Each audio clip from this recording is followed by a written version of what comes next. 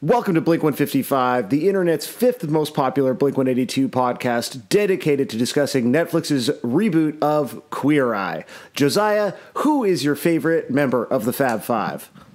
Oh, wow. I was not ready for this. That's what our entire podcast is about. How could you not be prepared to discuss? We talk about Queer Eye every week. You know, I've actually only seen the back half of Queer Eye because Sarah, my wife, was watching it while we were doing the pod mostly, and then I don't know, maybe she assumed that I wasn't woke enough to watch it or something. But then I sort of got hooked from afar, and then I watched the final few episodes, and the last episode sucked ass. The one with the firefighters? Yeah, I hated it. Like, it's I don't want to see you renovate a firehouse. That's stupid. They're heroes, and they get the space that they deserve. And there was no crying moments in it at all, you know?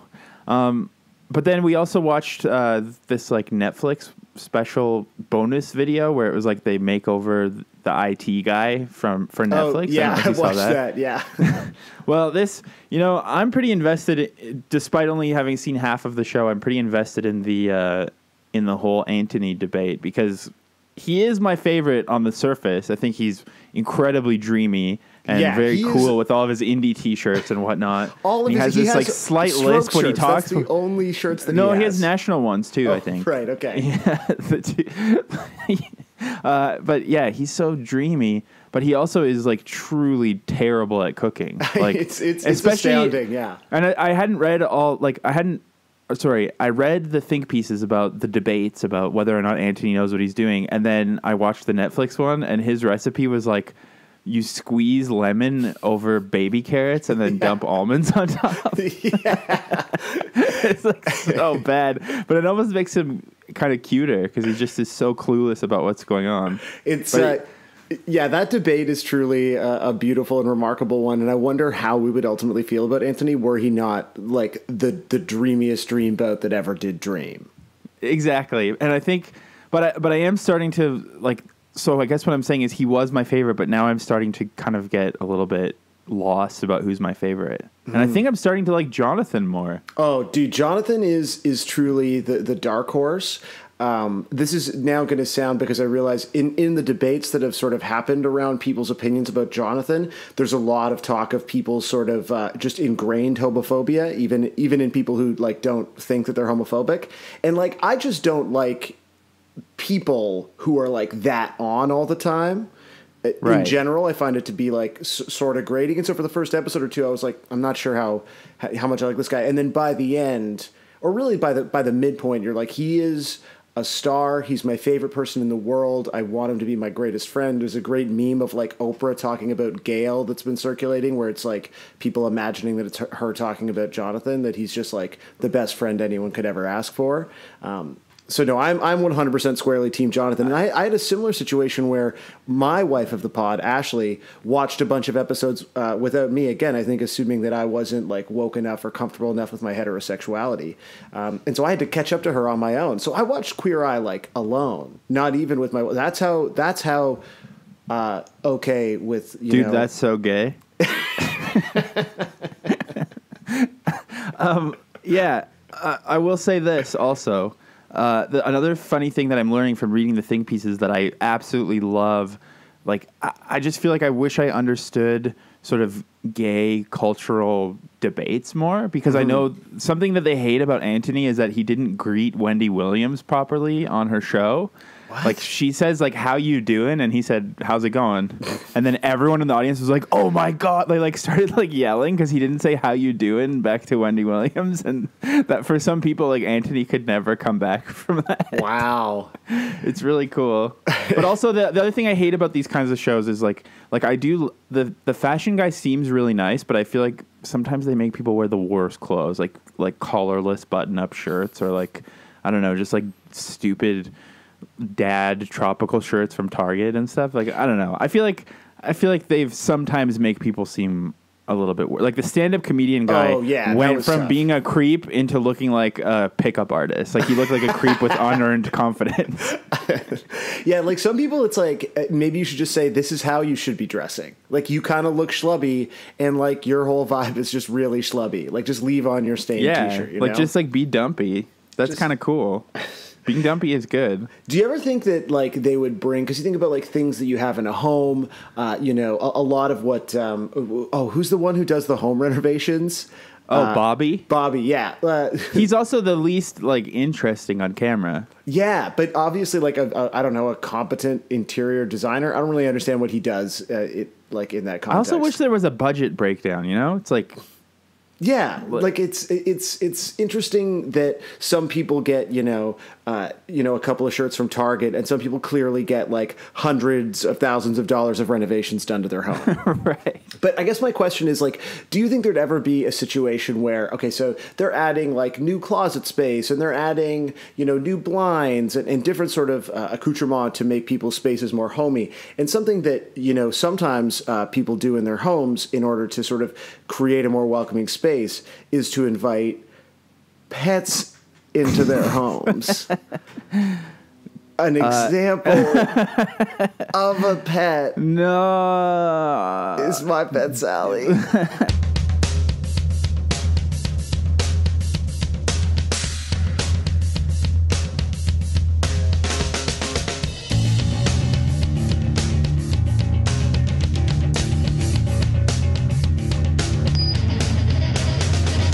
I was thinking of hijacking it this week and saying the word "damn it," and then we'd be forced to do that episode right on the spot. That would have been interesting. Like that emphasizes the UCB nature of this improv game that we call Blink 155, which is pause. I know we've made fun of improv a lot before, and there was a while that I was really obsessed with watching like UCB stuff. Because it's sort of fun to watch people like come up with things on the fly. But there's one thing that has always been the most embarrassing part is the weird half run thing when they interrupt a scene. Like, you know what I mean? When they're like ducked over and they just sort of like half jog into the middle of a scene and that means it's over. I hate it so much. I don't even know what you're talking about. It's the most frustrating gesture. You're getting way too deep on improv. So, Josiah, we picked a deep cut. This is one of those rare songs of sort of the early Blink. Oh yeah, the brink of 182.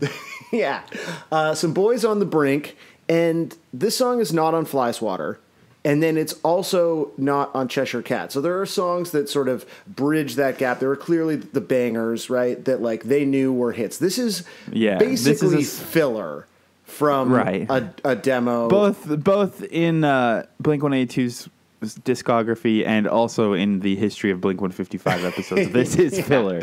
Absolutely. We are just trying to get through the day. So in my mind, this was going to be like a pretty brief ep. This is not a song I have a lot of personal connection to. The lyrics are problematic, but mostly just very confusing. So we can like perform wokeness, so people know that we're on the right side of history. But we've done that a lot, and so I don't know how much we need to get into it. But then you said, "Oh, don't worry, I've already started doing an incredible amount of research." So like, yeah, don't worry about it. Like this is a perfect example. You have your little like, basically at this point in time, Sam's life is now scheduled to the minute because of his various pies that he has his grubby little fingers in. Yeah. But despite that. So you're basically like, oh, I can give you fucking 8 minutes this week to talk about Blink 182. Yeah. And then, so you picked this song thinking, oh yeah, there'll be nothing to talk. It'll be over. We'll just do some stupid intro and then we'll just talk about the song briefly and then I can get on with my life. And that was my hope, I have nothing going on. So I found all kinds of shit to talk about. Yeah, well, I guess, this helps distract you from, like, the various looming lawsuits in your life. So I'm glad that the podcast... From the L'Oreal Garnier Fructis Corporation. Exactly. So, what... Let's not take this in whatever order you had it prepared in. I'm going to throw another curveball at you, Josiah. What's your favorite fact about... What's your favorite fact about My Pet Sally that you found that made you say, there's some worthy gems here? Okay, let's see. Okay, I'll start with none of the facts good. Is it just that you have facts? I have lots of facts and I have lots of things that are going to make you mad. But here's a good one to start with. Yeah. So this isn't like the song's not named after something else or whatever. You know what I mean? Like there's no like there's no Pet Sally. It's not a reference to something. It's just called My Pet Sally. Like Tom DeLonge just pulled that out of his ass. Mm-hmm. And I think we will talk about the lyrics a little bit, but it's pretty fucking confusing what this song is about, if you ask me. Yeah, I was wondering if maybe, like, because the salamander thing really throws me in the middle, and then the whole thing about getting beat up by gays, which I actually didn't really think about that when we did the Queer Eye Open. It was just because you had mentioned Queer Eye before we started recording. I thought you were... I mean, it's... Now you've given it away. We could have pretended it was all a big woke circle that we were planning. No. But we're just accidentally naturally woke because we're so good. I think that's more meaningful. Yeah. So, yeah, I mean, there's mention of a salamander in the song. We'll talk about the lyrics in a second, but when you search just the phrase "My Pet Sally," there's pretty much only Blink-182 related stuff. But I thought, well, why don't I just search "Pet Salamander" to see if... Or I searched Blink-182 Salamander, okay? Okay. Have you ever been into... Because I know you like musicals, and I know you have bad taste, so I'm wondering, do you like Panic at the Disco? No, I love the one song, and I love the song that was in Rock Band, because there was a time in my life where we used to have a basement in the old house that I lived in, and so the band that I'm in, Junior Battles, would practice in the basement, and then like slowly but surely, like various friends and wives of the pod formed a sort of like rival band that would practice upstairs called Girlettes, and Girlettes had a series of fantastic original songs, but they also played a lot of Rock Band, and so that. The Panic at the Disco song, what's it called? Ashley, do you remember the Panic at the Disco song that you guys played all the time? I don't know what that means. 9 in the Afternoon. Oh, yeah. Yeah, 9 in the Afternoon. And so that song fucking rules, and I don't know any other Panic at the Disco songs. Yeah, like it's very, it's like going to emo night the other month really softened me and made me realize that I should have been listening to My Chemical Romance this whole time. But Panic at the Disco, I feel like it's still too it's way too vibrato. Have you actually been listening to My Chemical Romance more lately? Just a little bit, because I never really paid attention to them. I never liked them either, but there's like a really good chapter in former guest of the pod, Hanif Abdurraqib's book about My Chemical Romance, and I was like, maybe I need to listen to that record again, because it just like kind of washed over me as like too melodramatic, and I know that sounds stupid given all the interest that we've discussed already on this very podcast, but I'm kind of like feeling it now. Like I'm like, this My Chemical Romance band might have something going on, guys. But I think they were a little bit rougher around the edges, whereas like Panic at the Disco truly sounds like musical theater. Absolutely. Like it's too far for me. And I think that people who like Fall Out Boy are already softened to this kind of thing, that kind of terrible vibrato singing. Mm-hmm. But either way, I found this pretty fucking interesting thing about Panic at the Disco. Okay. I just sent you a link here. But they originally started as a Blink-182 cover band called Pet Salamander. Really? Yeah. So what didn't All Time Low also start as a Blink-182 cover band, or is that just like a joke that people make? I'm not really sure. I didn't look up everyone who started as a Blink-182 cover band, so I didn't really expect you to ask me that. Just throwing all kinds of curveballs your way. You're not good at thinking on your feet, eh? I mean, good at research, but just like I need it all written down. And we should also, I think in fairness to you, let listeners know that at the time that we're recording this, it's like 9 a.m. where you are. Like I made you, like I am being a bit of a schedule dickhead. And yeah, I mean, it's actually 11:30 a.m., but it feels like 9 a.m. It's still like not the usual podcasting hour of like 11 p.m. So no, it feels kind of like you're drinking in the morning, sort of feeling. Just like it's too early. This is dark right now. You are right. All Time Low began covering songs by pop punk bands such as Blink-182, but I don't know if I think they were still. Band. Yeah, like Pet Salamander. I've sent you a link, and here's the link to their Angel Fire page. Whoa! Which is still up. Sick. So my God! They're just like. When I think of Panic at the Disco now, I think of like cosplaying steampunk ass, like ridiculous mall emo people, but this is like some boys wearing, I believe, I see 2 Famous Stars and Straps shirts. There's an Atticus shirt. They have like spiked hair, and some of them have Bieber hair more. a Shorties skateboarding t-shirt, Drive Through Records. Like, these are just like the most suburban pop punk kids I've ever seen in my life. Yeah, these kids look like me, or I mean, I assume you at this age. Yeah, probably. And yeah, so they started off. This is like this blog post that I found. 1 week, one band goes very deep and finds them like leaving comments on each other's live journals and meeting, like how they met. They found how these kids met online, I'm pretty sure. That's a little intense, yeah. But yeah, so their band was called Pet Salamander. The Angel Fire is still up.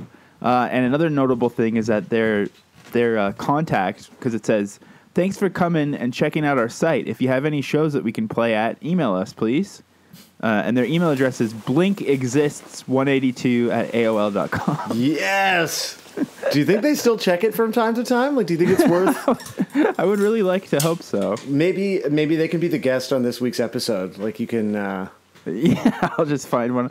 Yeah, and then hopefully they won't listen to me insulting them nonstop. Yeah. But that's never been a problem before. Nope, it hasn't stopped us yet. I guess they were also influenced by MXPX and NoFX as well. So, but yeah, that's probably my favorite fact is like they've named their band Pet Salamander. So do you think that that's a reference? Like, do you think, okay, so let's, I want to sort of start 50,000 feet up here. Do you think that in the salamander pet owner community, they call their pet salamanders Pet Sallies? Like, is that typical Sally slang?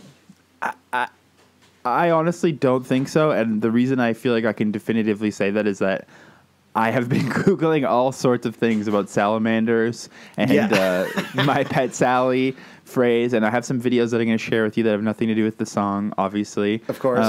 But yeah, it doesn't really seem like, first of all, it doesn't seem like Sally is a super common name for pets anyways, nor is it a common name for a salamander. And now, one thing I don't know is the difference between a salamander and an axolotl, or however you say it, the AXOLOTL. That's like another name for these kinds of lizard guys. Is it one of those? I've never really related with people who like lizards and reptiles. Like, just they seem like a different breed of human. When I was a kid, I really wanted like an iguana, or at the very least, like an anole, like one of those like little guys that are just like, you know, pests in the southern parts of the world. So I can kind of understand, but then I kind of grew up and you sort of realize, like, you start to, you know, piece together the world. And on some level, it's unfortunate because when you're younger, and music is a lot like this, right? Like, I look back on mix CDs that I had that would have like a Jets to Brazil song and then a Stained song, because I just didn't know that you weren't supposed to listen to those like things together.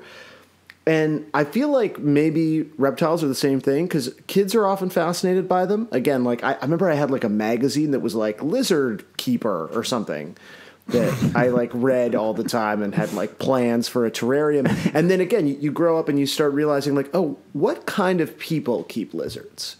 And the answer is uniformly Hojo freaks.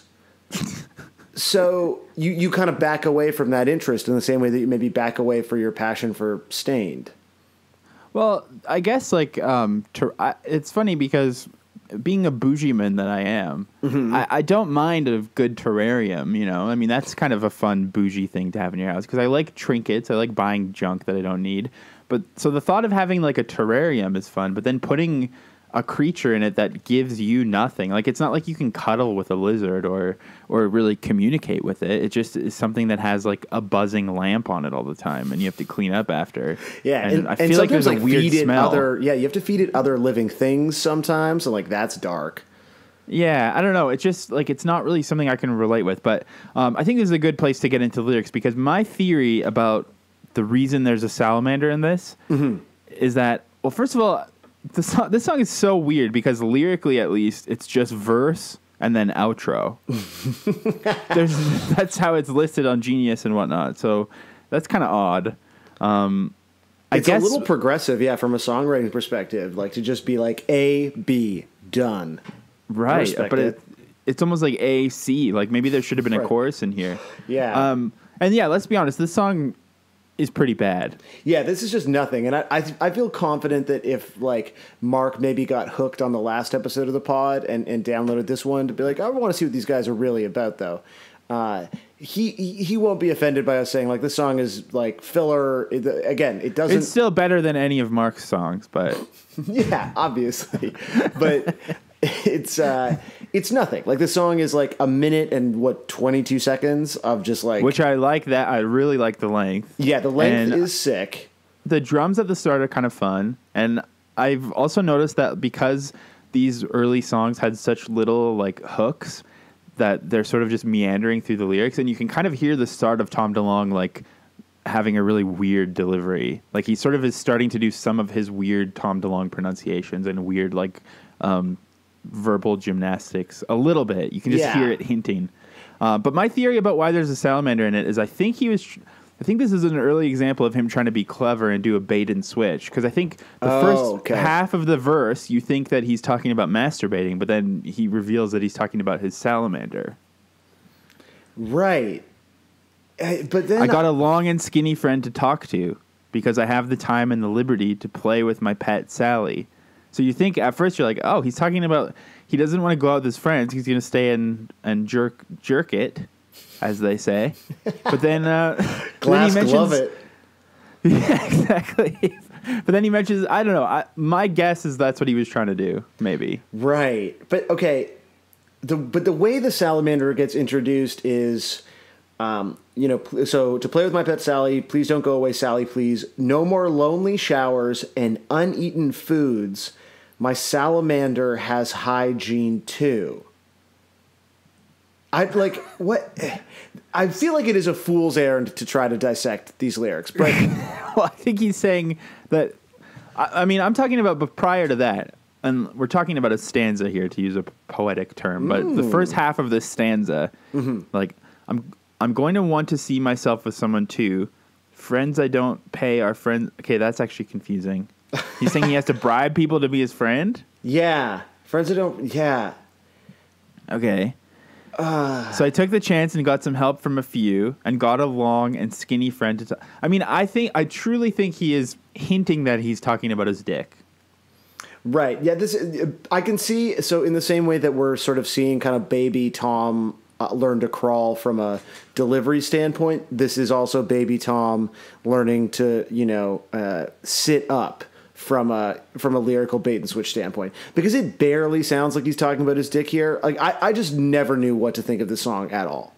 Right. I guess it's just, when you hear a Blink-182 song about being alone in your room with something long and skinny, like you're going to think that they're obviously talking about, can you imagine like what a different band Blink would be if every time they talked about their own dicks, instead of being like quite sort of modest and self-effacing, they were like, I've got a like very girthy, like if all their jokes were about how like big and impressive their dicks were, instead of how just like broken and skinny they are. There's that A$AP Rocky song where he says skinny N-word with a long dick. And I always, in my mind, always created that he has this long, skinny, like, spaghetti dick. Like, it wasn't the best brag, really. Yeah, I guess you think he should have been more descriptive about his dick, because you mentally have leapt to the point where you are thinking about his dick the same way you think about his body. Exactly. I can understand that. So I guess he's saying so maybe really I'm reaching too much. I'm doing a reach around on Tom here. But the reality is he's saying he doesn't have any friends because he can't afford to bribe them. So he buys a salamander, and then they shower together and they eat together. Is that it? Yeah, but then okay, no wait.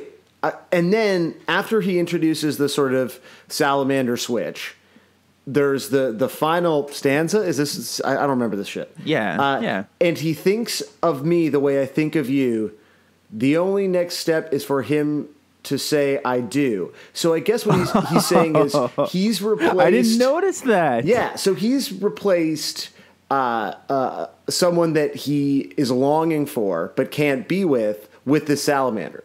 So he's like, this is an early example of Tom DeLonge's bestiality obsession. Yeah, he wants to fuck this salamander, and he has a long, skinny dick, so it'll be no problem. He can just slip her in.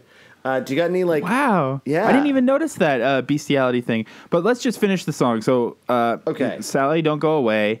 I won't be living in yesterday. Just teen rhymes. The lonely nights, and then did he just think like I need to throw in an immature line at the end? This getting has beat gotta up be. getting beat up by gays in bar fights. Like it doesn't even really fit like syllable wise, and barely fits rhyme wise either. Because the lonely nights and then getting beat up by gays in bar fights. Like it's just so many syllables. Yeah, it's so strange, and I think probably just a symptom of like a time when this band and many people just thought like literally the term gay was funny, like on its own. And so you kind of get to the end of the song and you're like, I got beat up by gays. It's bizarre though. It's bizarre, but at the same time, you could almost do a stretch and argue that it's not necessarily homophobic. I mean, I guess it is, but it's also like, in the sense that he's saying they're beating him up, he's saying that they're better than him. Yeah, he's not beating up gays. That would be different. But perhaps his surprise that gays could beat him up is where the homophobia lies. And I would also, and this is, maybe we're getting kind of too specific here, but is saying you got beat up by gays kind of like a little like, I don't know that just saying gays is the right term. Right. Like it's not like the F word, but like beat up by people who are gay, right, in barroom fights. Right. It's not like the defining term. You wouldn't say you want to say like gay people. It's like I don't really understand. Right. Yeah. People getting beat up by people who identify towards homosexuality on the sexual spectrum in bar fights. Yeah. That's probably the way. So that he really actually needed way more syllables. And it sounds like he has no problem just squeezing in, as many syllables as possible. So I would say, if there ever comes a time where he rejoins the band, you get your fantasy lineup with Thomas Matt and Matt Thomas, and they unearth this song, like we should sort of actively petition and encourage them to, identify people maybe with a little bit more sensitivity in their language. I mean, it sucks also, not just homophobia-wise, but because we could almost bullshit understanding of what the song means until he says that part, and it's just confusing as hell. I mean, this is so this is kind of how I've interpreted this. And again, maybe it's like my interpretation is sort of homophobic, but I think there's no denying, like, we've talked about this on the Fly Swatter demo, like this band was like not just a little, but like pretty homophobic at a time when, again, a lot of culture was pretty homophobic. So it's not necessarily aberrant, but understanding that that's where they're coming from on this, that getting beat up by gays in bar fights is like a signifier for like just how pathetic the narrator is in this song. And so he's this lonely guy. The only thing that'll fuck him is his pet salamander. And he's like such a fucking loser that he gets beat up by gays in bar fights. Like that's kind of what I think they're maybe trying to do, unless I'm bringing my own extreme prejudice in. But just for the record, I think that people who identify as homosexual on the spectrum of sexual attraction or whatever could beat the shit out of me. And that's not because I'm pathetic. I'm actually very strong. But we just talked about Queer Eye off the top of the show, and like they're all extremely fit and buff, and I would not want to get into a bar fight with those guys at all. No, because they would destroy me. Absolutely.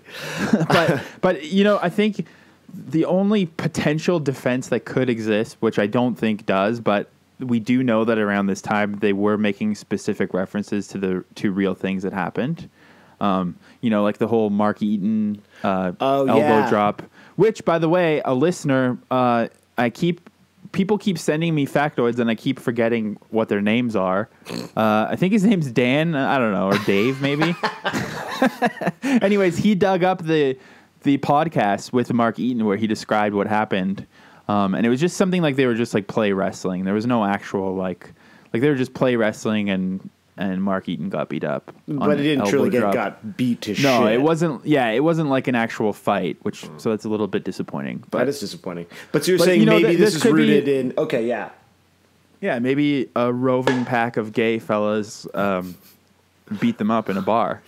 This is like... it just reminds me of... you remember that, like, old white man who pretended that his house was vandalized by, like... by like young African American men by like breaking a bunch of shit on his lawn and then spray painting Black's Rule on his driveway. Yeah. He was like, I'm the victim of a racist crime. Like the idea that, poor Tom and Mark and Scott being the victim of a vicious gay bashing by a group of roving gays. And the homophobia you mentioned on Fly Swatter, I had shared their first ever flyer that week, and I didn't notice it on there until after, but it's also written on there. So from the very beginning, before their publishing company was called like Viking Wizard Eyes or whatever the fuck, their so-called label was called Fags in the Wilderness, which is, I think, double entendre, as Sam says. They're, the bundle of sticks kind of thing. So definitely, like, homophobia was definitely a vibe at the time. And like you said, it was throughout all of culture.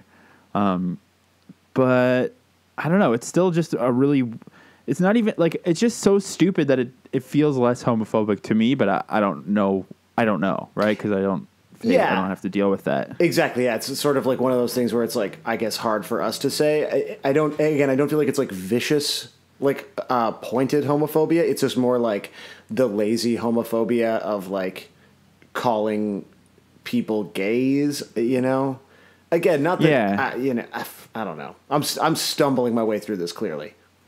Yeah, I feel like we're just both so tired of being woke that we're just like, we need something to spice it up a little. I know. We should on autopilot. We should try to get one of the queer eyes on the pod to like talk about Blink's homophobia. That'd be great. I would love that. They're exploding in pop. Like, those guys went from like just being, I think a few of them had like a couple of credits, but like they are extremely famous right now.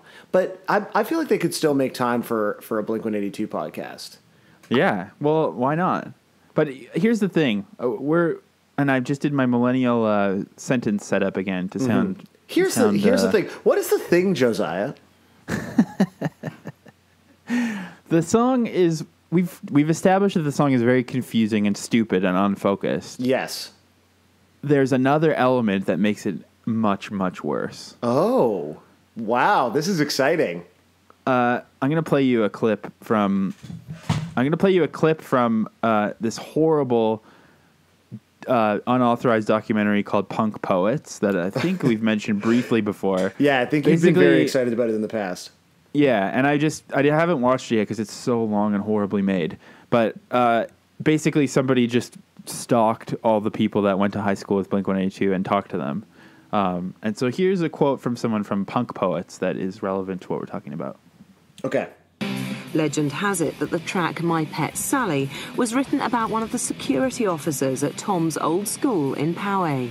I was quite flattered when Tom had mentioned to me, and I had heard from other students that they had written a song about me. It was called My Pet Sally.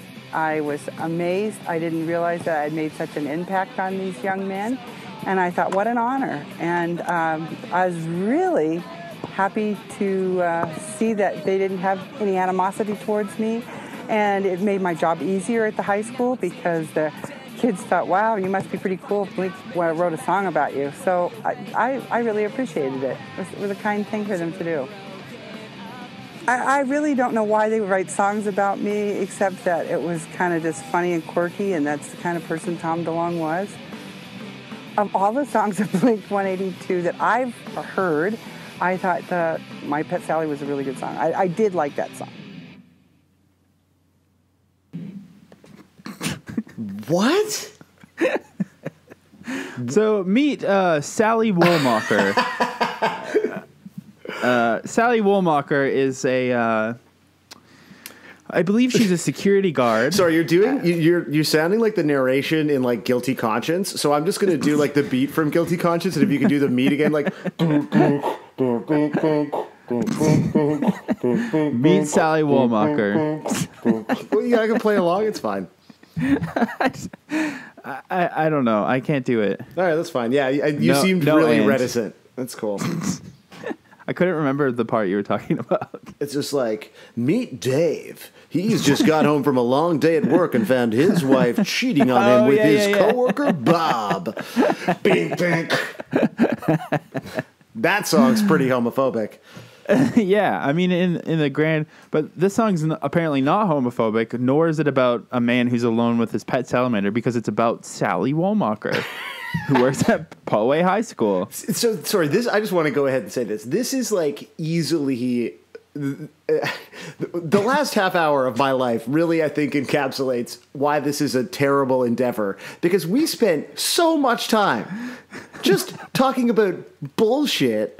And you knew the entire time. You let me stumble through all this like really like clearly bewildering stuff about human sexuality, where I'm phenomenally out of my depth, trying to be woke, not sure if I'm saying the right thing, doing my goddamn best, and we just could have not had any of that happen. Well, yeah, but I want to make sure that we still hit our time, hit our time that we have to hit. I would love to know how much more popular this podcast would be if the episodes were like just a clean half hour, like a crisp, maybe. No way. Popular with like terrible normies who aren't willing to like go to a dark night of the soul every week, just like them facing themselves. Yeah. No, it's because you're mistaken. I think that our analysis of the lyrics is more accurate. I think that Sally is completely confused and wrong and lost. So there's a few things to talk about Sally here. I think I'm going to actually play you one more clip, because there's a MTV documentary called The Road Home from 2000 where they go back to Poway. Is that how you say it? I always say Poway. Poway. I mean, I don't know how to pronounce Tom's name, so I'm not going to get deeper than that. So Sally's in here again on this MTV thing. So let's hear Sally's other quote, and then we'll talk about our friend Sally. Throwing off. I wrote this right here. It says Blink. I wrote that. It says Tom DeLong. It says 93. I'm happy to see you doing so well. Yeah. Well, thanks for letting us come in your class. Anytime. Thanks for showing up. Hey, good to take it easy. It really is. Get back to work. Yeah, get back to work. There's a few detention issues that weren't cleared out. This is so funny. Sally's notorious for being like the head person that always gives out the detention. I'm the hammer. She is. Nice seeing you again. Okay, nice seeing you. Be nice to the kids. The kids don't know any better. Okay. And I heard about that song you wrote about me. I guess that wasn't a good thing. Hey, everything's a good thing if you're in one of our songs. That's what I said. Okay. I had no idea how to even come back here selling records and with the TV crew, but So she's sorry. My cue was a little early. So he goes through the school and finds graffiti that he had written in the 90s that says like Blink, and then he sees the music teacher who is just like, they're just standing there so awkwardly. It's horrifying. I'll put this video up there. But then, Sally's like, I heard you wrote a song about me. I guess that's not a good thing, or is it? And he's like, oh, every song is a good thing. Like I think she's gotten it in her head that the song's about her, and they're just too nice to tell her that it's obvious that it was just a nice coincidence. Yeah, I feel like he handled that pretty well, as opposed to breaking this woman's heart, who's now like clearly milking her 15 minutes to be like, did you know this like total chaff of a Blink-182 song is about me? And so him saying like, yeah, it's great. I mean, good on him. Like, well handled. No reason to hurt this woman's feelings. I mean, I think it's also just a very awkward situation because, well, first of all, Sally is famous. Sally's famous at this high school.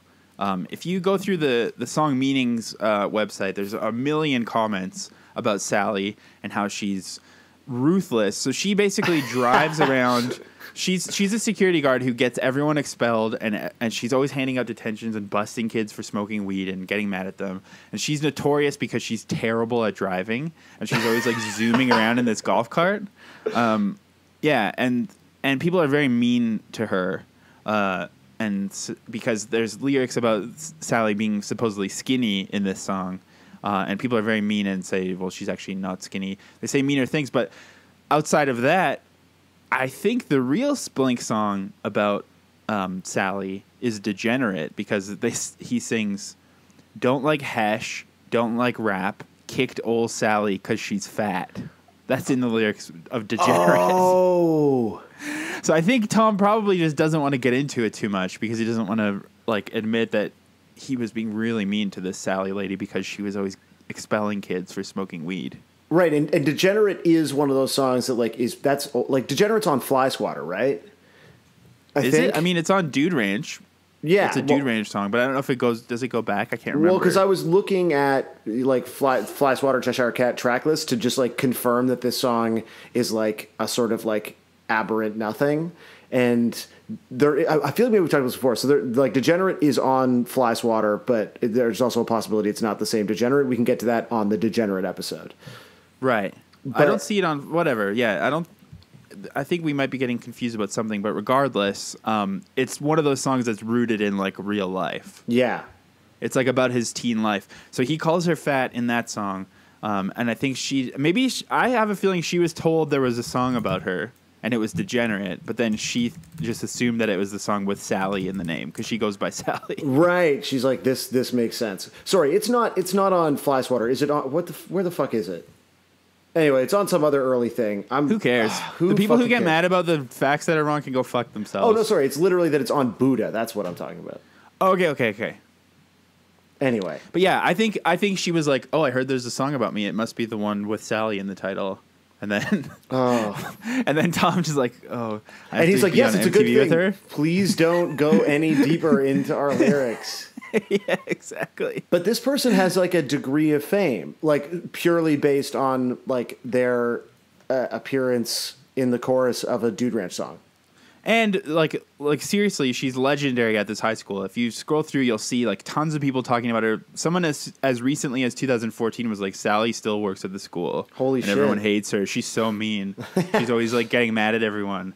So that's really funny. And then I got to thinking, like, what if I could get somebody on the pod to talk about Sally? Because like maybe someone else went to Poway High School. So I looked it up. There's a whole bunch of sports people if you scroll down to notable alumni. But actually, another interesting thing is Bobby Lee, like the comedian who was on Mad TV and who's like always doing stand-up with Adam Sandler. He went to that high school, as did Hector Maldonado, who's the bassist of the band Train.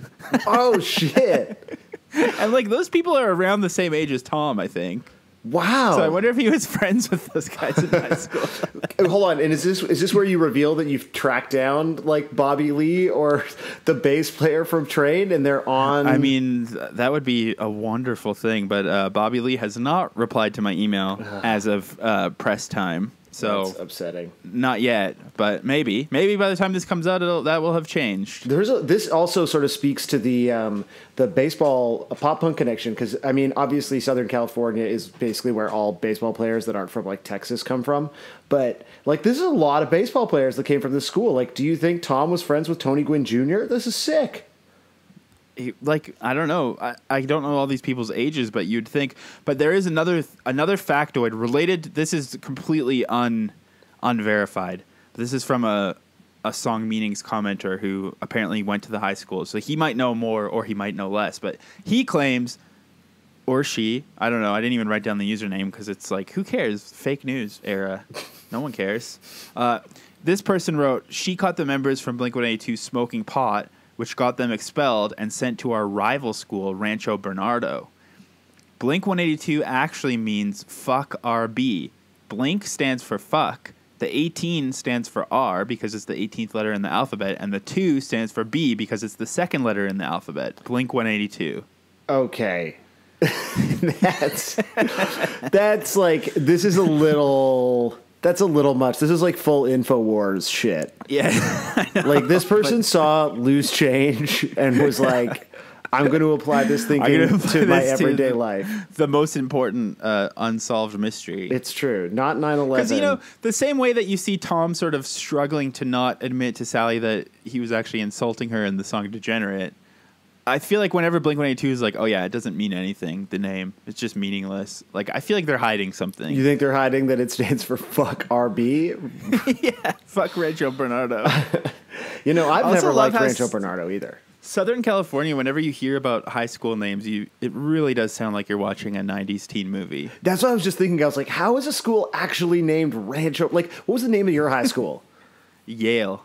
Oh, wow. Yale Secondary School. Wow, fancy. I just think, like, all the high schools, like, in Etobicoke. What was yours called? I went to Etobicoke School of the Arts. Oh, yeah. But, like, you know. Was your sports team, like just jazz hands? Yeah. That was your It mascot? was quite fierce. Go Hands. But like all my friends went to like Martin Grove or like Silverthorne. Like those are the names of Canadian high schools. And you're right. Like everywhere in the States is, Rancho Bernardo, San Dimas. I mean, there's a vibe, man. Yeah. I mean, the little towns are all called that too. Like, I feel like there's places called like Rancho Cucamonga or something. It's like, and people just talk, like, people in California are truly checked out about how Californian they sound at all times. Yeah, it's true. Rancho. I want to know what Pop of the Pod, Bill Billingsley. What was the name of your high school, Bill? Let us know just how Southern California you're. Just tweet it publicly, and we'll retweet it. That's all you're getting from us right now. Yeah, limited. Maybe Bill knows Sally. Maybe he knows something about Sally. Oh, that's interesting. Yeah, because I mean, so Bill, next time you're kind of haunting To the Stars Academy, if you've got any info on Paul Way's security guard, we'd love to get access to that insider. I found Sally on Facebook, but of then I was course like, you did. Even I have my limits. Do you have any mutual friends? No, I don't. But I don't know. It's like her with her granddaughters, and I'm like, this is fucking what am I doing with my I think life? you should friend her. All right, I'll friend her, but I'm not going to DM her. I don't know. That's fine. Like, I just think you're not the podcast host that I thought you were if you don't add Sally from Not This Song on Facebook. Like, I'll be kind of disappointed. Like, I hadn't come up with that theory until we started recording, but I think I'm definitely correct that she was told there was a song about her. Oh, dude, yeah, you're totally right. It was degenerate, and then she just assumed that, because that would explain why there's truly nothing that even comes close to seeming like it's about a hall security officer. No, this is absolutely a song about fucking a salamander, and Degenerate is absolutely a song about a person who's maybe like a bigger person who is, I guess, difficult if you are a wily student to deal with. Like that's 100%, and it's from the right era. So like, these are both on Buddha, not on Fly Swatter because my brain is an idiot.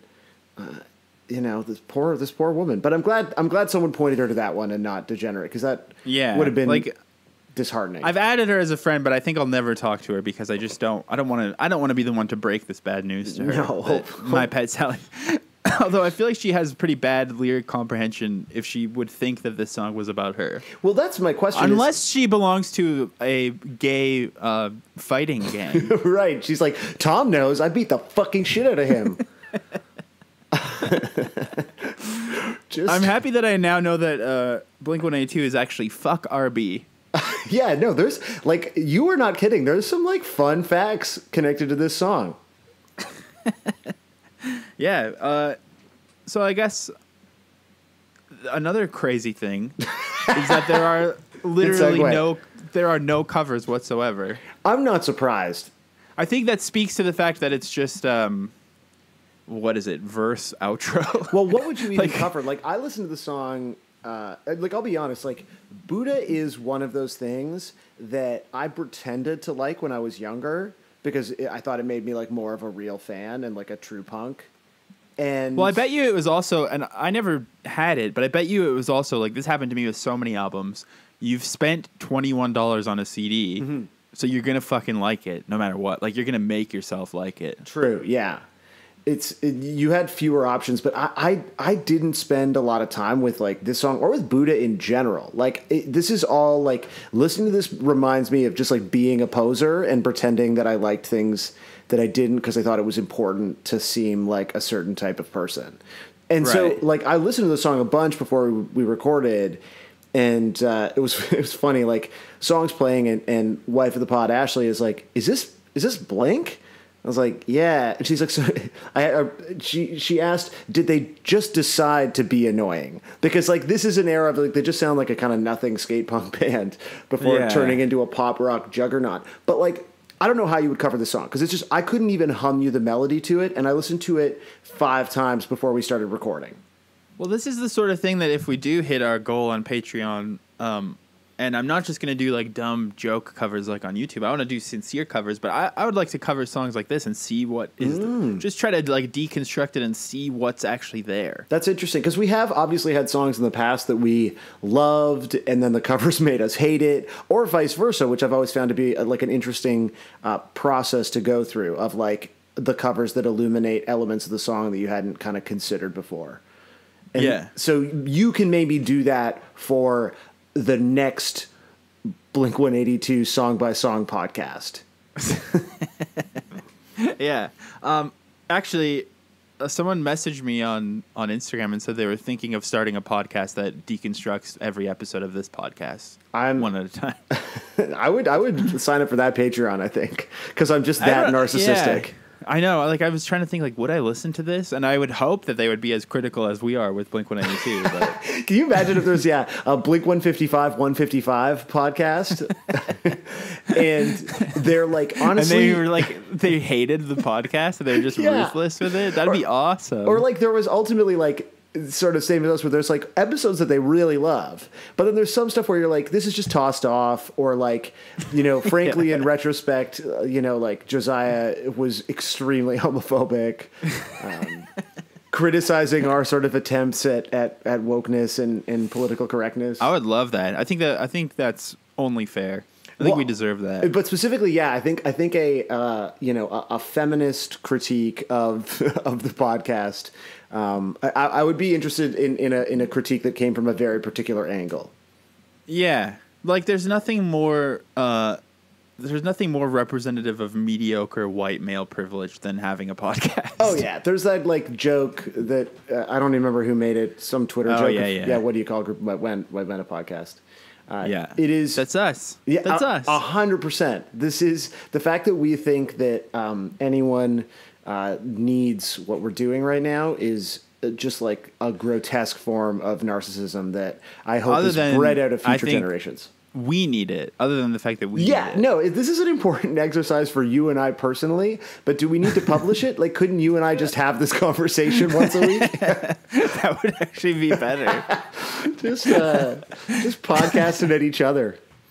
But so I think the value of Buddha that we've even somehow unpacked here is that you truly can see the roots of something. Like even if it's just wanting to fuck animals as a joke, or little things here and there, or Tom's enunciation. Like, it's pretty interesting, A, that this exists.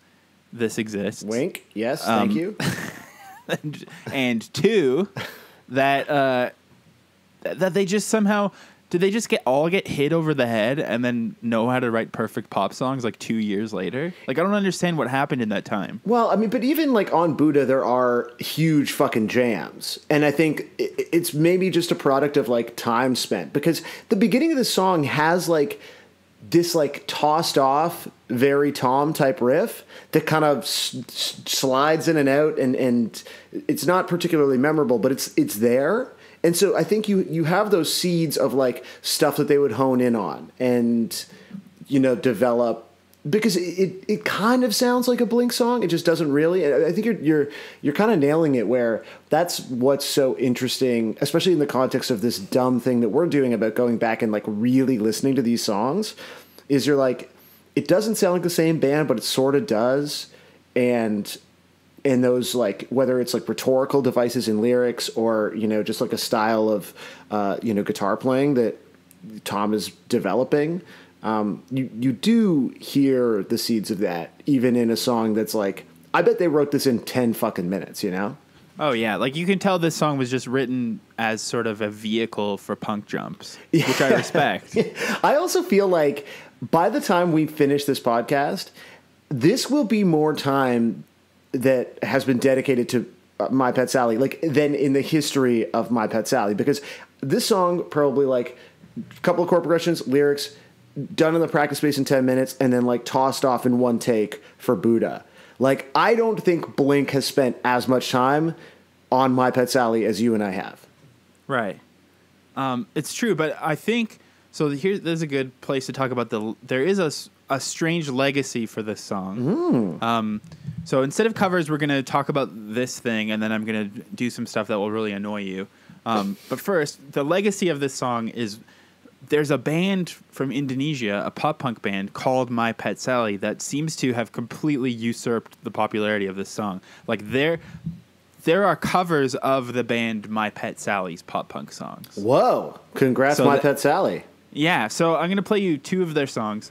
This one is called Cinta 18, and this seems to be like the big hit because I've noticed a bunch of covers of it. Okay.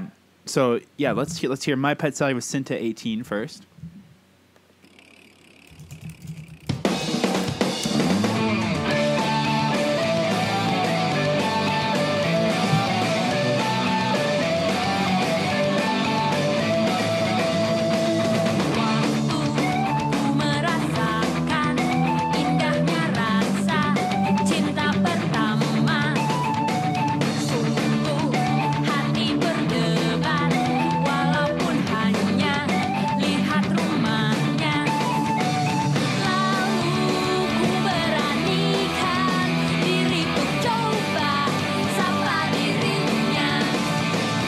I love that. Yeah. That's so good. I love that they're like it's so effortless but unique that they've added like a weird pan flute sound to it. Yeah, I was gonna say like because the way it was coming through like your speakers through Skype to my ears, it sounded very much like a flute, and I was like, "There's no way that's a flute. That's got to just be like a keyboard that I'm like hearing wrong." But it's a flute. Well, it's either a flute or like a keyboard doing a right, but sound. it's a flute I don't know if it's sound. Yeah, Sick. Totally. I loved it. I really like them, and they have really interesting songs. Like it's just one of those things. How actually, aren't the Strooms also from Indonesia? Yeah, I was gonna say like. I think I love Indonesia pop punk. Maybe like we should go to Indonesia. Maybe for our first like live podcast, like that isn't just you and I live in front of each other. It should be. There was in like Indonesia. I wonder if we have anyone listening in Indonesia. If we do, please get in touch and let us know about the pop punk there because it seems like there's some good shit going on. We should do like a exclusive just about the like a scene report of Indonesian pop punk that is bands who have either named themselves after or established themselves by covering Blink-182 songs. Yeah, I mean, this song. Another thing that makes it interesting is that song is from 2005, and I feel like that sort of experimentation with a pop punk song is a little bit more modern in my mind. Yeah, totally. So that's pretty cool. So yeah, there's that song, and then this other song. I don't even know if I can pronounce it. I don't know if I'll try. I'll just spell it out. It's called it's called Mingu Paaji. So Minggu and then Pagi. And this is really just see if this sounds familiar to you at all. Okay. Man, it's so fucking hard to open SoundCloud without it autoplaying. There we go. Okay, here we go.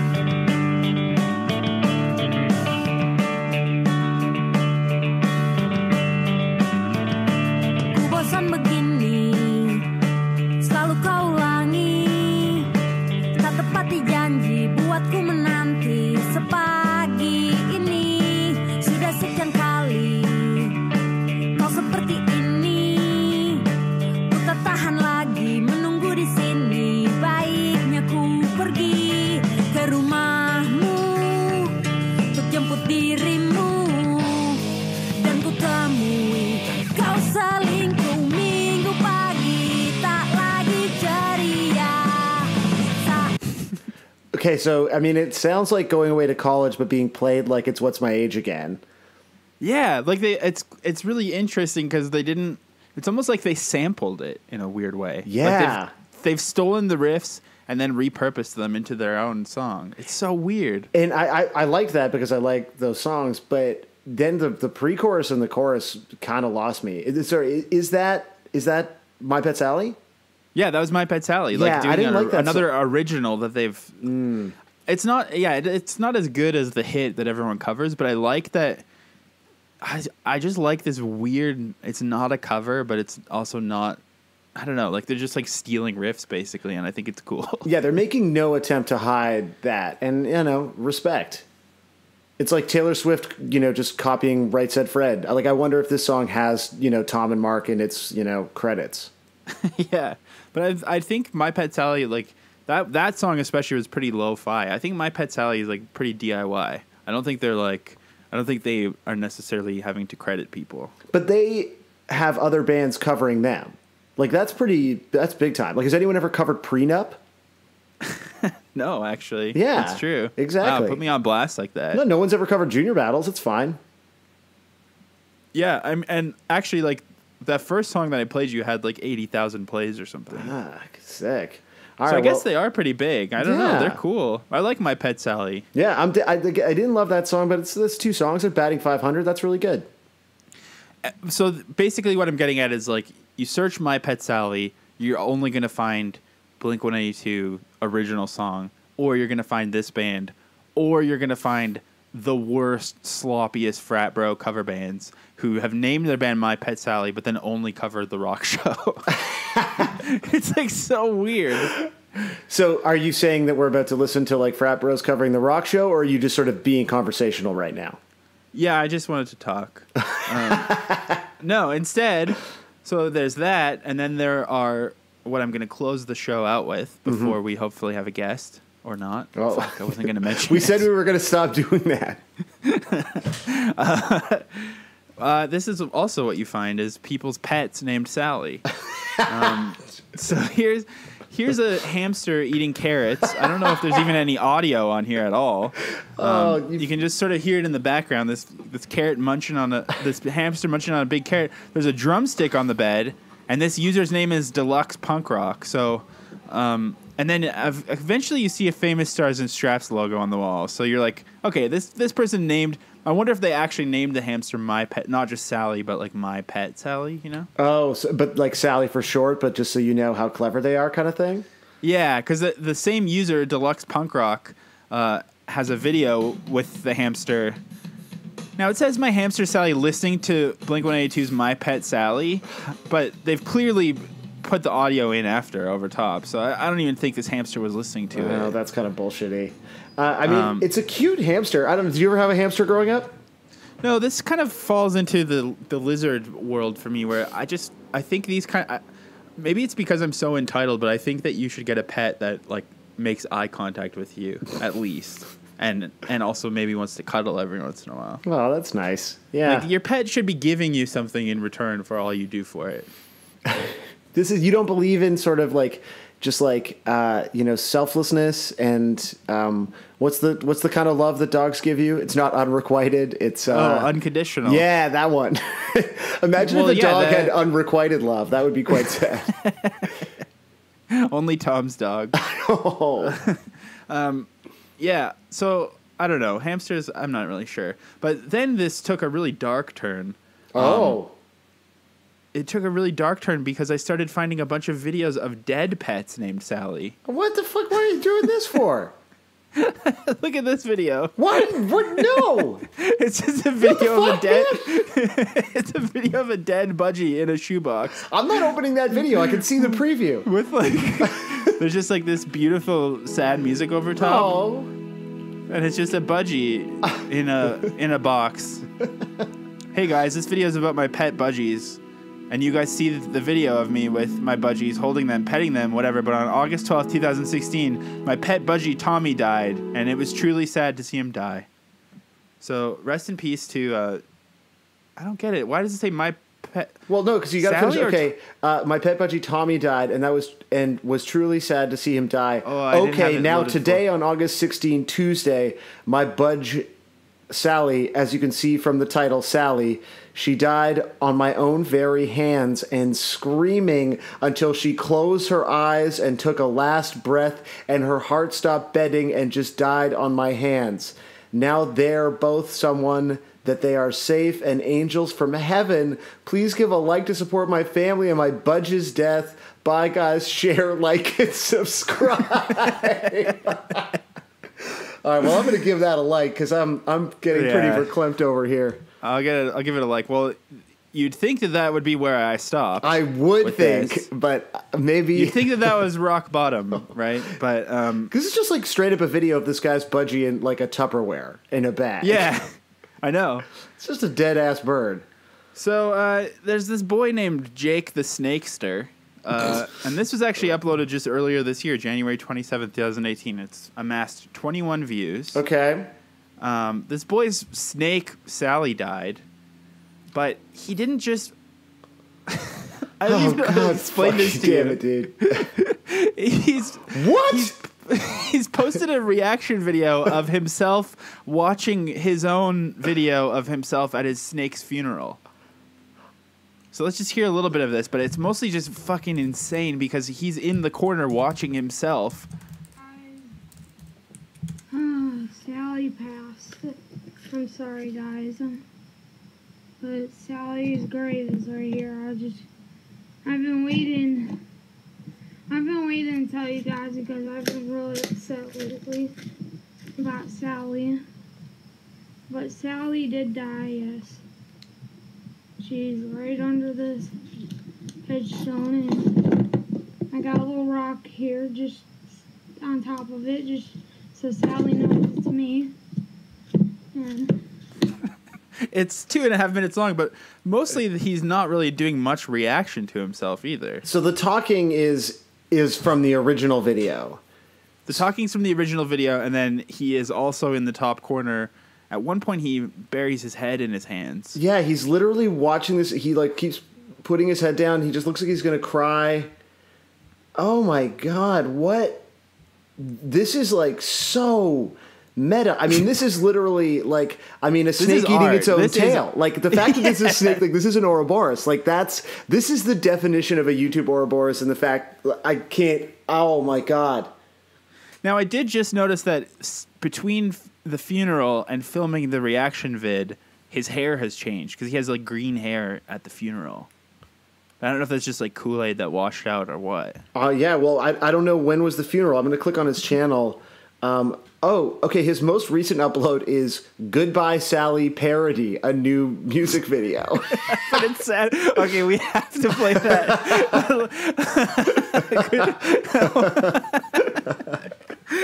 And he's still not over. This is published 1 day ago.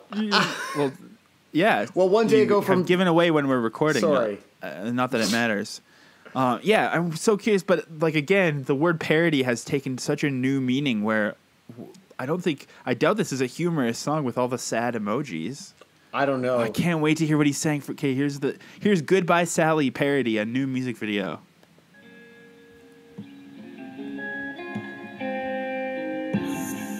Well, I guess it's safe to say I see my time has come. I hate to make you break, but hey, I'll see you soon enough. I know it's hard and things are rough, but don't be sad, my son. Remember back on Christmas Day, the day that I lost Mom? You were my support, you were there, I held you close, but now I'm gone, so turn to Bridget, she's the one you need the most. But don't be sad, I know you think that it's impossible, but if you stop to think of all the things that I accomplished, you wouldn't take... What is happening? Did you watch that video? Oh, no, I was trying to figure out what, because I don't know that song. Like, what is that? I don't know that song either, but it's just that rap song, and then you should look at the video. It's just this giant snake in a small room with that boy, and he keeps turning the camera around on himself while the snake is crawling around in the house, and he's like made it slow motion so that it seems sadder. Oh my god, that snake is fucking huge. This is the most terrifying thing I've ever seen. Why did this kid have such a big snake in a house that has like no furniture? It looks like this kid like lives alone.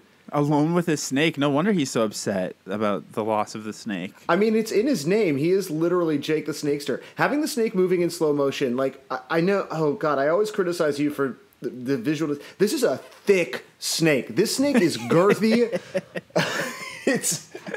It's long and girthy. Oh wow! So the original Death of Sally video was published on September 3rd, 2017. And Jake has said, so the video since then has 55 views, and he said, please get Sally 5,000 views. Sally is in a happy place now, though. Bye, guys. Yeah, Sally's, so I mean, we've done this before. We've done this with the Sonic thing. We could post this video and try to get it up to 5,000 views. Let's do That's it. the very yeah. least we could do. At Blink 155 Pod Nation, this is your mission this week. Is just put this video on in the background. If you're at work, if you're hanging out with friends at a party, and you guys share it. Yeah, share this video. Let's do this for Sally. Let's try to get it to 5,000 views for Sally. For Jake the Snakester, he's lost his guardian. I'm going to go ahead and soon. Oh my God! The video right before the R.I.P. Sally video of the funeral is so gross. Is called Slither and the Bath, which is definitely the name of like a Christian metalcore band, right? Yeah, definitely. Ex-members of Zayo. This looks like a different snake too because it's fucking tiny. So maybe Sally left behind some offspring for this boy. Well, he is. Oh God! Oh, I hate snakes. I saw him put it in the bath, and it made me feel so gross. Look at his first video. It's called Snake God First Live Stream. Oh shit! Snake God. Oh, I feel so gross right now. Wow. So you're going to post the link to this video. If you've made it this far in the podcast, give the video a like. Ooh, the snake going in the bath is awful. I don't want to see that. Okay, so let's do this for Sally. She's up in heaven with Tommy and Sally the Budges. So really we're doing this for all of the dead Sallys, whether they, fish or fowl or snake. Exactly. And I have one more video to end us with on a positive note. Oh, okay, because I was like, it's not going to get better than that. No, but this is another video called My Pet Sally. Okay. It has 24 views since being uploaded in late 2015. Mm-hmm. And the caption is, "What happens when you're extremely bored at 4 a.m.?" Now, I think this guy just went to a website where you could make an orca dance and filmed it, because there's other windows open, but there's some nice music to go along with the orca dancing. So this is a positive note. It's not all snake death on the My Pet Sally episode. Okay.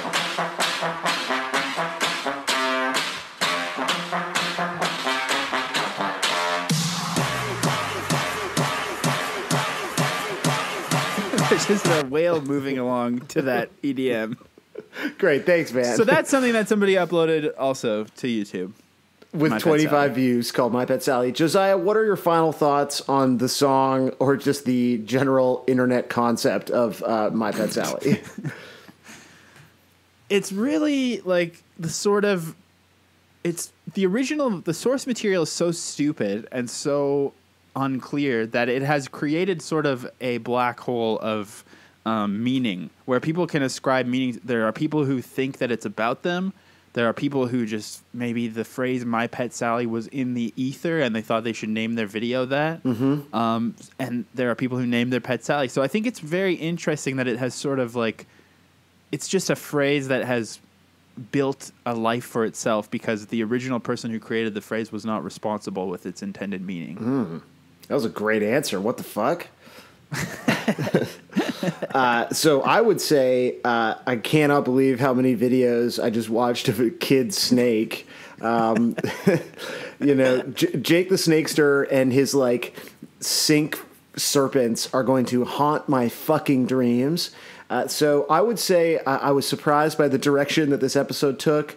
Ultimately, I'm not unhappy, but I'm disturbed, and I hope that we can at least create some positive, something positive in Jake the Snakester's life by mobilizing Blink 155 Nation. In a time where the world is full of tumult and uncertainty, and there are many, causes worthy of your time and attention. In particular, for people like Josiah and I, who are, cis, white, hetero males, with jobs, without sort of addictions, for us to sort of use the extremity of our privilege, like the true, the peak of white male privilege that we enjoy, to shine a light on topics of people that matter. Please watch Jake the Snakester's video about his... Let's get it to 5,000 in memory of Sally. R.I.P.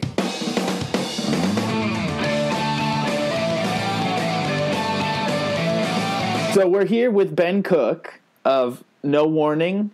I feel like I can't even list them all. No Warning and Young Gov currently, and Fucked Up obviously still, right? Is that true? Yep, and some pop punk bands that we'll get into when I was younger. When the time is right, yeah. That's what I'm really here to talk about. But in terms of like current projects, we're talking No Warning, we're talking Young Gov, some new shit dropping today, presumably. Yep.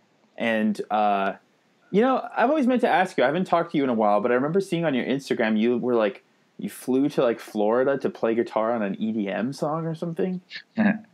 Yeah, it was actually. It was New Year's, I think it was like 3 or 4 years ago, and just like we Fucked Up used to tour in Europe and the UK with this guy named Adam, who was just a crazy American dude who kind of went to England and started this touring company. And our first tour over there with him was in this school bus that was completely like decked out in pink fun fur. So this guy was just like crazy from the get-go, and eventually he built up his company and, stopped, touring with punk bands, and he got into EDM, obviously.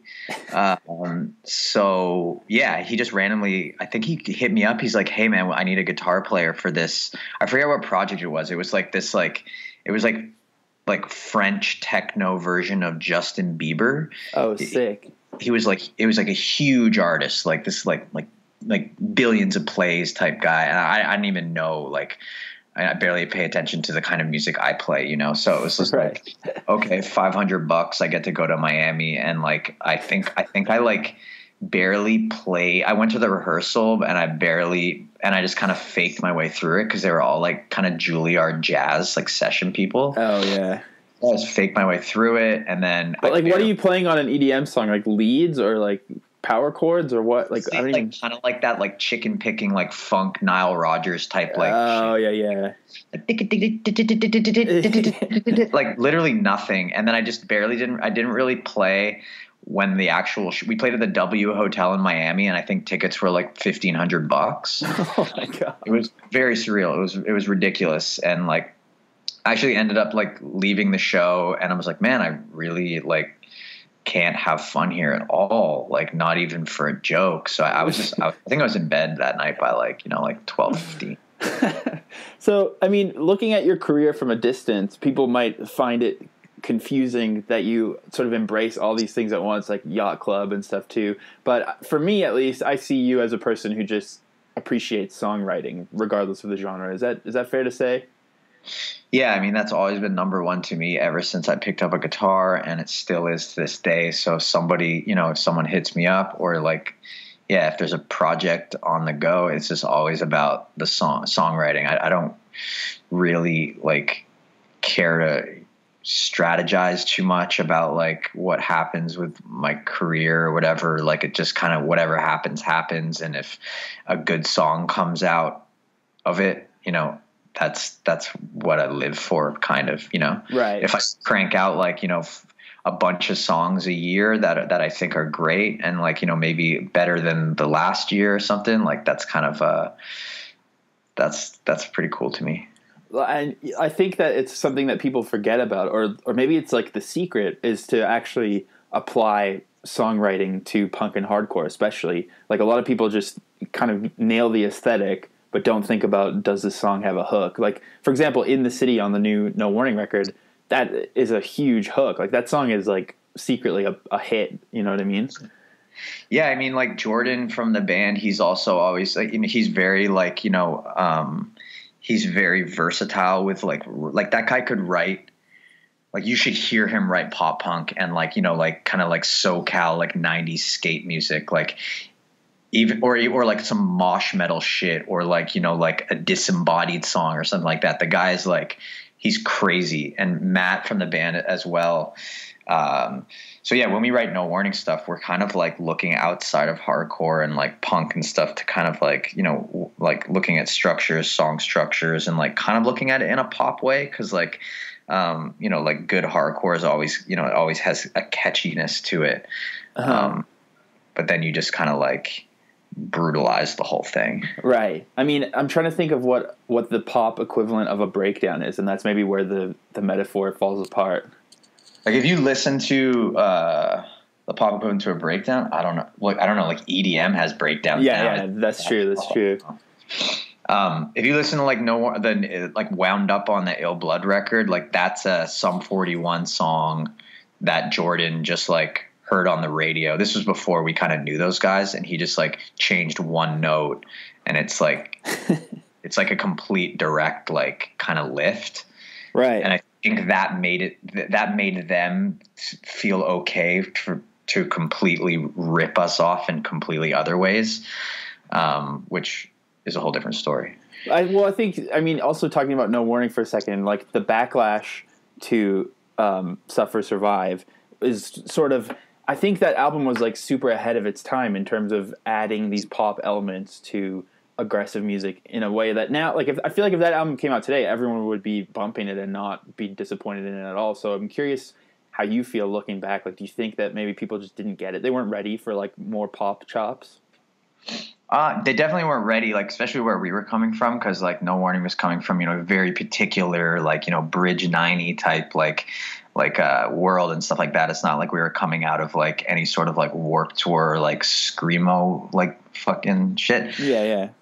So yeah, it was too different for us to like we basically released that record and then we're like, damn, like we pretty much just like have to start fresh, have to play out to like brand new people, because no one's really gonna and find who actually messes with that kind of music. And like, but like looking back on it, I don't find it like amazing. I do think that like songwriting wise, I think it's like, I don't know, I just don't like it. I think that it also has to do with like some of the memories involved and there was a lot of people involved in like making those songs come to be, which I definitely I still to this day don't think that was necessary. Having all these like old fools like kind of like tell like 21-year-old kids like what to do with like their like aggressive music. Like, right. I would never dream of doing that. Like, I'm 35 years old now. I would never, if I work with an artist or a band, like I'm never gonna be like, yo, like like heavy-handedly like tell them. I was like, basically I sat around for 2 years making that record just arguing with old people. Yeah, that's fucking ridiculous. Yeah. Before okay, I'm going somewhere with this, but the little sidetrack I want to say is like, I do feel like it's being proven more and more. If you look at pop culture, if you look at like fashion, if you look at everything, I feel like hardcore is really like the birthplace of ideas for a lot of things that end up becoming very pop. I mean, you see people walking through the mall wearing like Youth Crew outfits without even realizing it now.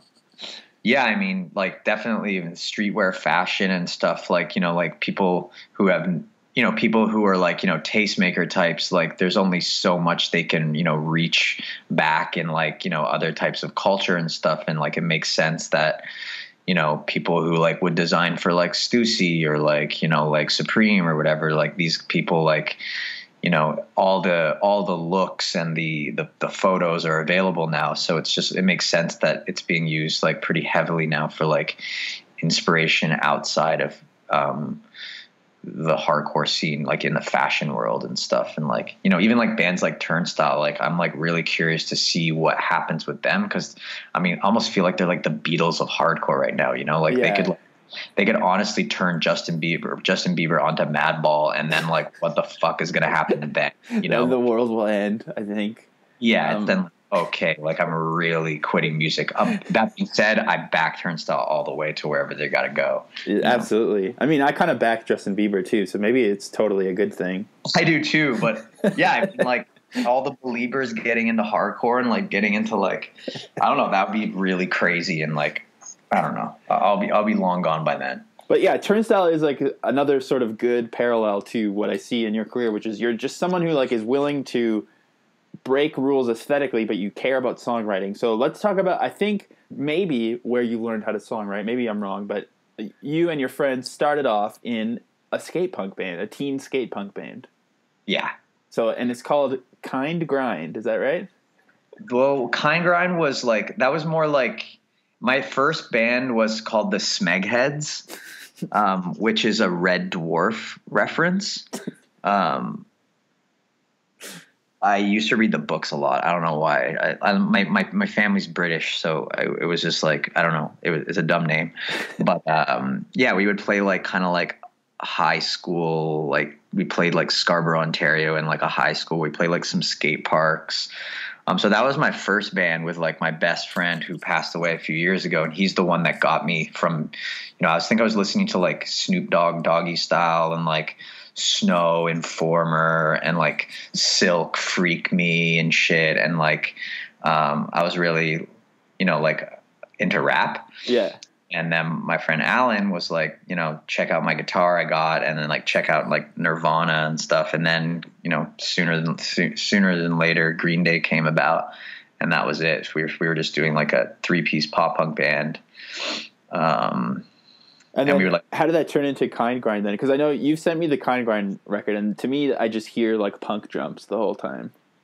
Yeah, I mean, Kind Grind was when we started to we would do a lot of bands in like the basement with my friend Alan, just for fun, just like we would be down there all the time, like learning how to record and just like learning how to songwrite. And like, I was kind of really like early on, like really young. I was anti covers, like a lot of people want to just jam when you're young and play like, like the Ramones or like Screeching Weasel or like Blink-182 or whatever, stuff like that. But I was like really, I guess it's like my seriousness has always been like too serious. You know what I mean? Oh, really? Like, and I don't know, like I can't, like, I know they were just trying to have fun, but I was like, no, write our own records. Like we need to write our like own songs. Like, it's too fucking easy to play like, this shit. Like, let's write our own songs. And so that was like when we started to get our chops up a little bit, and just like, I don't know, writing just like sick 3-chord pop punk songs. Well, it's kind of like what you just said. Like all you had to do was change one note, and then you had that No Warning riff. I mean, you may as well just make it your own, right? Yeah, exactly. It's like simple music, but simple pop music is like sometimes the most challenging and sometimes the most rewarding. Which I've always found to be like for me. Yeah. But yeah, Kind Grind kind of came out of the Smegheads because we were just like, we were making hardcore at the time. Like I think it was around we were making like the No Warning demo, and like Matt from the band, he's always, he's been into like, he was into the same stuff as us. So we would just like, as well as writing hardcore in the basement, we were just starting to write all this like pop punk, which was a bit more like along the lines of like Face to Face and stuff like that, and like a bit of Blink. And we would play like, again, we would book these joke shows with that band, like, at dive bars, and just like our friends would come out and we would just like talk. It was kind of, like a Blink-182 show. We would just like talk complete shit. We would be like pretty much naked.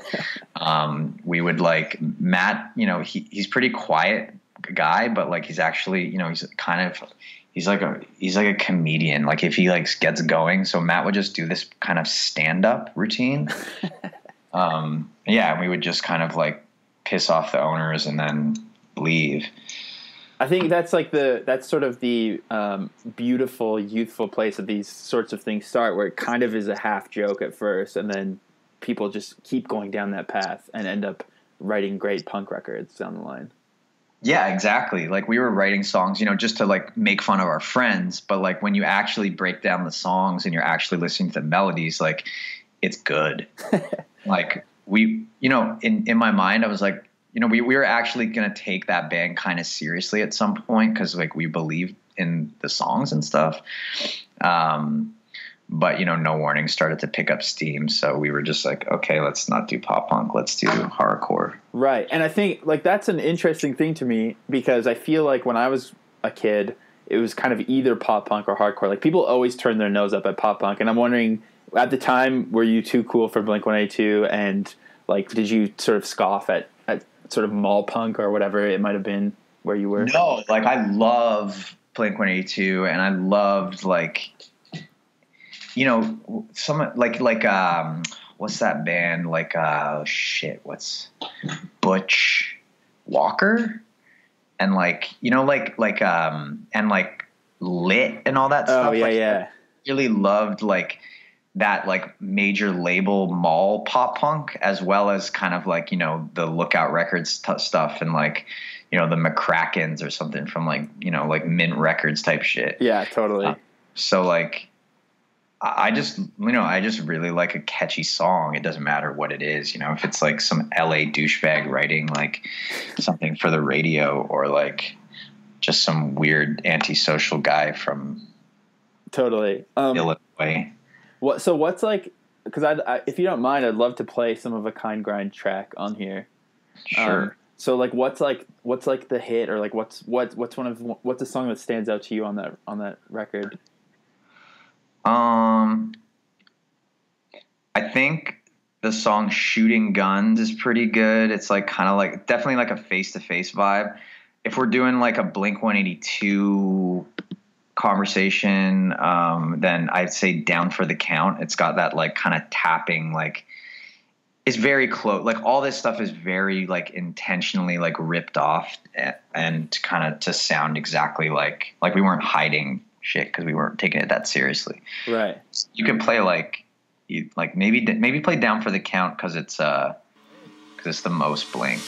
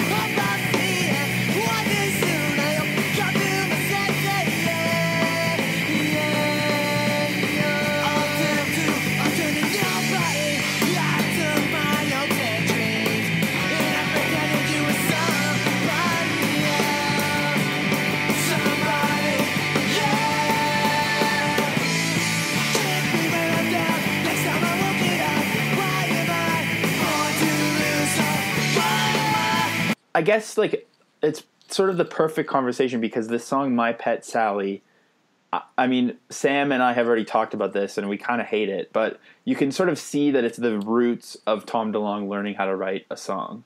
But there's like, I don't know. Well, what did you think of the song?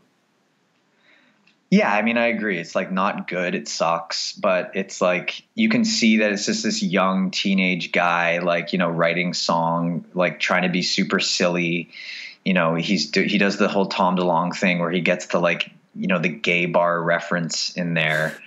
Yeah, I mean, when I listen to it, I think of myself when I was, 14, sitting on my couch writing a song about like my cat or something. Wait, I wrote a song about my cat when I was like 26 too. Yeah, it's just like a really early, really shit song, and it's kind of weird because like on the on YouTube you can see all the other songs that are going to come up next and stuff like that, and they're like amazing songs, and you're just listening to it going like, wow, like they went from this to like Dick Lips, like. Oh yeah, and I mean from that to Dick Lips is a difference of maybe a year or two. Like somehow in that brief amount of time they instantly figured out how to write fucking hits.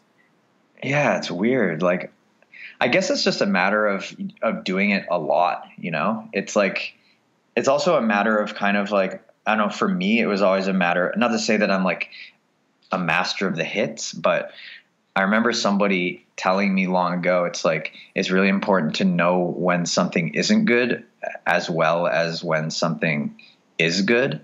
Because most of the stuff you write is like, chances are it's not going to be like amazing. So you just kind of have to have that decisive mind. So maybe they, their decisive minds got a little bit more mature and they could, hear the hits more. Yeah, I don't know, but maybe that's like, I just find it interesting. Sort of what I said about how hardcore has influenced like aesthetics. I do feel like pop punk of that era has birthed some amazing songwriters, and it's interesting maybe what about that scene would have taught them to write so many hits.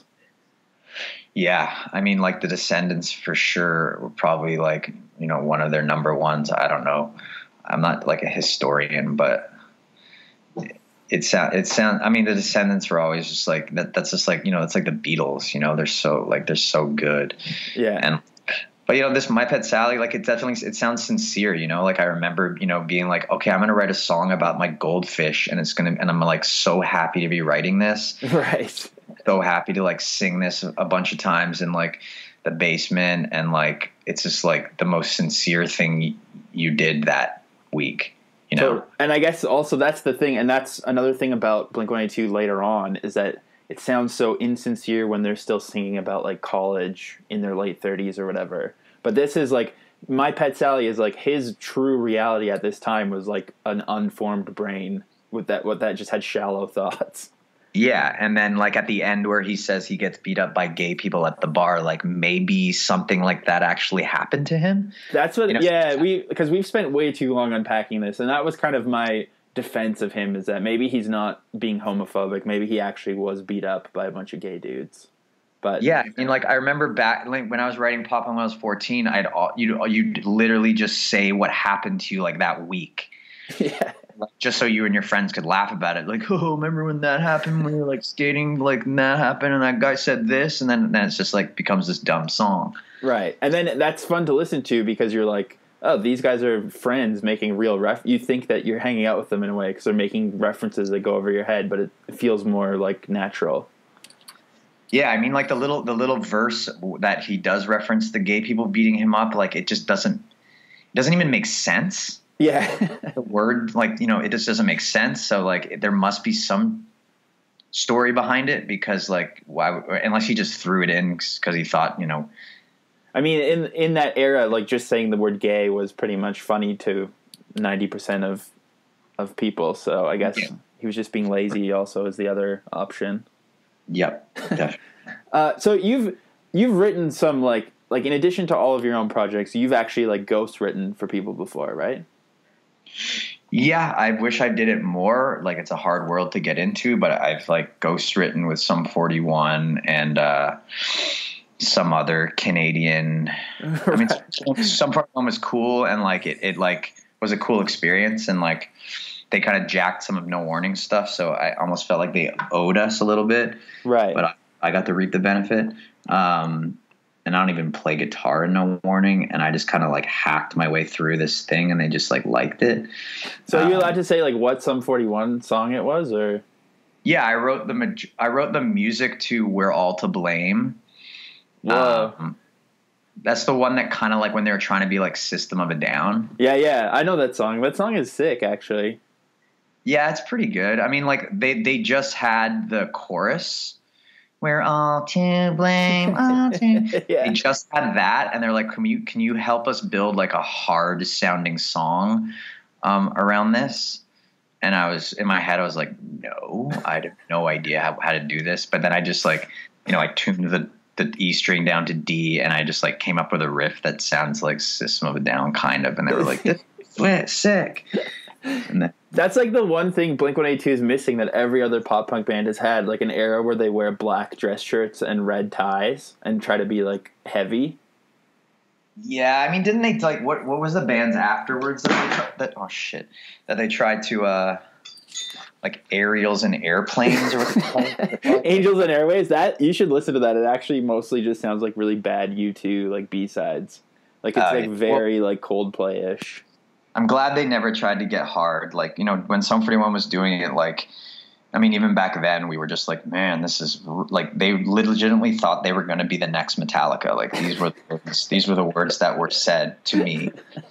So like the vibe of Sum 41 having metal riffs was always, I thought, like sort of ironic. Like it was just a joke. Like we play Iron Maiden riffs in these pop punk songs. They started it out with Pain for Pleasure, which was a joke.